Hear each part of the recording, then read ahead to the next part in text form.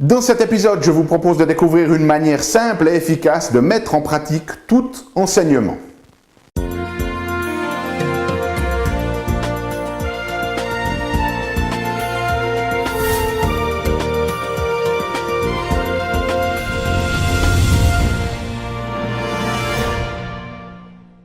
Parce que la vie est bien trop magique pour être petite et que nous avons tous besoin d'une prescription pour grandir en conscience et faire que nos rêves dévorent notre vie. Bonjour, je suis le Dr Yannick Pauly. Bienvenue à un nouvel épisode d'une grande vie où chaque semaine je vous propose des conseils pratiques pour grandir en conscience, qu'elle soit d'ordre physique, émotionnel, psychologique ou spirituel, parce que c'est cette conscience qui est au cœur d'une vie pleinement vécue et de notre évolution en tant qu'être humain. Alors cette semaine, ce que j'avais envie de faire, c'est de vous donner un conseil en 3 étapes qui va vous permettre de vraiment mettre en pratique tout enseignement. C'est-à-dire que cela peut être que vous avez décidé d'aller prendre des cours de relaxation ou de respiration pour mieux gérer votre stress ou pour diminuer votre anxiété. Peut-être que vous avez décidé de prendre un cours de développement personnel sur comment mieux communiquer avec certaines personnes. Peu importe, dès le moment où vous êtes allé acquérir que ce soit des connaissances ou une forme de pratique, eh bien, je vous propose pour maximaliser la mise en pratique de ces enseignements, qu'ils soient plutôt théoriques ou qu'ils soient plutôt pratiques, eh bien, je vous propose de suivre 3 étapes. Et pour cela, je vais vous proposer une métaphore, et c'est la métaphore du monde sportif. Et je vais vous parler un petit peu de mon expérience que moi j'ai eue lorsque je faisais du foot à un niveau, je ne veux pas dire quasi professionnel, mais presque. Alors la première des notions, c'est que lorsque vous apprenez quelque chose, et prenons par exemple que vous avez beaucoup de stress dans la vie de tous les jours, notamment au niveau de votre poste de travail, et que peut-être vous avez des difficultés à communiquer avec certains collègues ou qu'il y a des tensions relationnelles avec certains collègues, et imaginez que vous allez prendre un cours qui vous apprend à mieux communiquer et qui en même temps vous apprend aussi à respirer, à méditer peut-être pour pouvoir mieux gérer votre stress et vos angoisses. Eh bien, la première des choses à faire, c'est de commencer de pratiquer cet enseignement dans un environnement qui n'a rien à voir avec la compétition. Et ça, c'est la première étape et c'est ce qui se fait dans le monde sportif. C'est que lorsque vous avez une équipe de foot, par exemple, eh bien, une des choses qu'elle va faire, c'est qu'elle va s'entraîner. Okay? Et l'entraînement, alors bien évidemment, on pourra dire que pendant les entraînements, peut-être que s'il y a 11 places pour les joueurs sur le terrain et qu'il y a 16 joueurs, il y a une forme de compétition. Mais en fait, cet entraînement, ça permet aux joueurs de finalement pratiquer en dehors de toute notion de performance. Donc la première des choses à faire lorsque vous apprenez quelque chose, eh bien, ce n'est pas d'aller essayer de le mettre en pratique directement dans l'environnement le plus difficile, où vous devez performer le mieux, mais dans un environnement qui est retiré en fait du monde. C'est-à-dire qu'il va falloir prendre certains moments pour vous pour pratiquer ça. On dit, c'est pas quand vous avez soif qu'il faut commencer de creuser le puits, ok?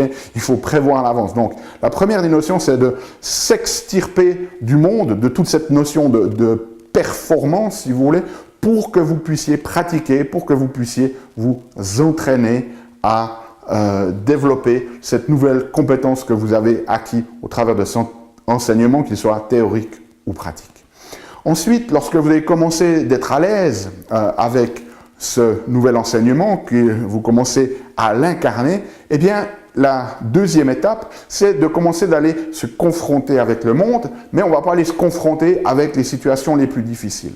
Et au niveau sportif, eh bien, une équipe, ce qu'elle va faire après ses entraînements, elle va faire des matchs de préparation. Des matchs de préparation. Et ces matchs de préparation, ça sert à quoi? Ça sert à imiter, si vous voulez, une situation qui est beaucoup plus proche de la compétition, de la performance, mais où il y a nettement moins d'enjeux. Donc, une fois que vous avez commencé d'incarner cet enseignement, la chose qu'il faut faire, c'est vous mettre dans des conditions qui sont plus proches de la vie réelle, mais qui n'ont pas cette notion de compétition ou de performance attachée. Donc, ça peut être, par exemple, si vous avez des difficultés à communiquer avec une personne, eh bien, ce que vous pouvez faire, c'est, si vous avez pris un cours là-dessus, c'est par exemple demander à quelqu'un et de jouer les rôles, de vous mettre dans les situations qui posent problème et de commencer d'appliquer vos enseignements avec une personne neutre. Imaginez un autre exemple, imaginez que vous voulez demander une augmentation de salaire, eh bien, n'allez pas nécessairement directement vers votre patron. Lorsque vous pourriez faire, c'est au niveau de l'entraînement, asseyez-vous, soyez très clair sur ce que vous avez envie de demander, écrivez le texte que vous avez envie de le faire, préparez-vous, mémorisez-le, et puis ensuite, au lieu d'aller directement vers votre patron, vous demandez par exemple à quelqu'un de votre famille de jouer le rôle du patron, et vous allez, avec cette personne, pratiquer votre demande d'augmentation de salaire. Okay? Donc ça, c'est la notion de préparation. Et puis finalement, bien une fois que vous avez intégré l'entraînement, une fois que vous avez intégré la préparation, eh bien là, vous êtes prêt pour la vie réelle, le match de compétition. Et là, c'est essentiellement, eh bien, le plus possible, vous allez rester conscient de ces situations. Lorsque vous vous retrouvez sur vos lieux de travail avec ce collègue où c'est bien difficile, eh bien, petit à petit, vous allez vous mettre en condition pour appliquer ce que vous avez appris dans cette première phase et dans cette deuxième phase. Alors, la compétition, ma foi, des fois vous gagnez et des fois vous perdez. Hein. C'est très rare dans un championnat qu'une équipe gagne tous les matchs, à part si elle est vraiment super exceptionnelle. Mais la plupart du temps, c'est que, voilà, on gagne peut-être un match, on gagne un deuxième match, puis on en perd un. Et le championnat n'est pas fini. Donc, si vous avez dans cette évolution, vous arrivez dans la compétition et que, voilà, un jour vous arrivez sur votre place de travail et que vous avez votre collègue et que vous arrivez bien à gérer les choses et que vous êtes content et que le lendemain, ça se passe moins bien, ne désespérez pas, ok? Ne désespérez pas, c'est simplement imaginer l'année un petit peu comme un championnat et chaque jour comme un match, en sachant que, voilà, c'est normal que des fois on gagne, des fois on perd. Et la notion qui se passe, c'est que lorsque l'on perd, eh bien, on peut revenir. Les équipes, ce qu'elles vont faire, c'est qu'elles vont analyser qu'est-ce qui s'est passé lors de cette défaite. Et puis, si tout d'un coup on voit que, il y avait un problème avec le marquage de la défense, eh bien, on va pouvoir venir retravailler ces éléments lors de l'entraînement. Donc, c'est cette notion de dynamisme, si vous voulez, entre ces trois dimensions. Et si vous jouez avec ces trois dimensions, avec cette métaphore, ça va vous aider à vraiment mettre en pratique ces éléments d'enseignement. Maintenant, une chose qui est très très intéressante dans cette notion de métaphore ici, et ce qui se passe dans le monde du professionnalisme au niveau du sport, c'est qu'en fait, plus une personne est professionnelle, plus elle se prépare par rapport à la compétition. C'est-à-dire que si vous regardez les athlètes professionnels, ils ne sont pas en compétition tous les jours. Ils passent beaucoup plus de temps à se préparer et à récupérer qu'à être en compétition. En fait, si je regarde ma propre expérience, quand j'ai commencé de jouer au foot, quand on était petit, eh bien, on avait un entraînement la semaine et puis un match le week-end. Donc, un entraînement pour une compétition. Et au fur et à mesure que j'ai avancé dans la hiérarchie, en arrivant à jouer à Neuchâtel Xamax, juste dans les espoirs, eh bien, on arrivait dans des dimensions où on avait 4 entraînements pour une compétition.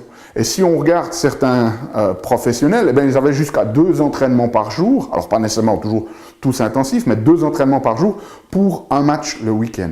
Et donc on voit que plus une personne en fait devient professionnelle, plus elle va passer de temps dans l'entraînement, et en passant plus de temps à l'entraînement, ça vous permet de devenir de plus en plus granulaire, c'est-à-dire que vous pouvez commencer de travailler et d'affiner de plus en plus les choses. Par exemple, lorsque j'ai commencé de faire du foot en junior E, à l'époque ça s'appelait, eh bien voilà, on faisait juste un peu comme des petits matchs quoi, quelque part.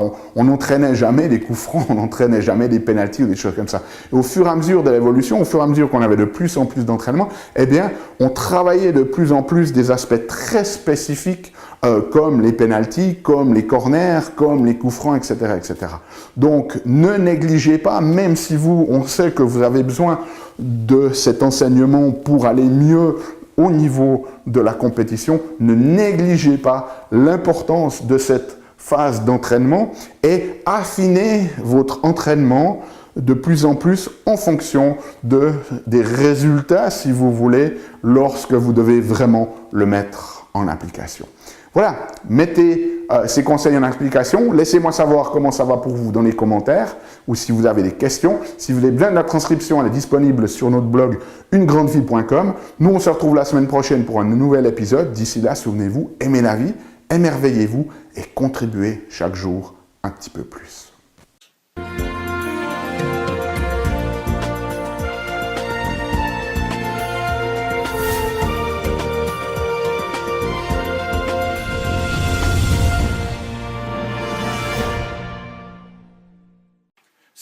Yannick, alors, t'as aimé cet épisode? Sais-tu que tu peux rester connecté et même approfondir le sujet en faisant 3 choses?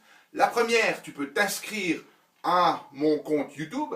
De cette manière, tu vas recevoir, tu seras informé des prochains épisodes.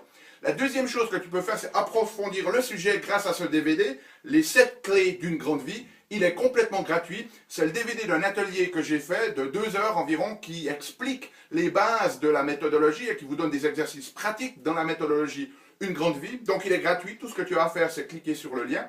Et troisième chose, eh bien, je t'invite à me rejoindre sur mon blog où tu trouveras la transcription de cet épisode et aussi où tu peux t'inscrire, laisser ton email afin que je puisse t'envoyer les prochains épisodes. Donc tout ce que tu as à faire, c'est à cliquer en choisissant sur le menu qui apparaît sur cette vidéo. Donc clique le lien qui te convient, clique les 3 si tu veux. Et puis surtout, moi, je t'invite vraiment à recevoir ce DVD puisqu'il est gratuit. À bientôt.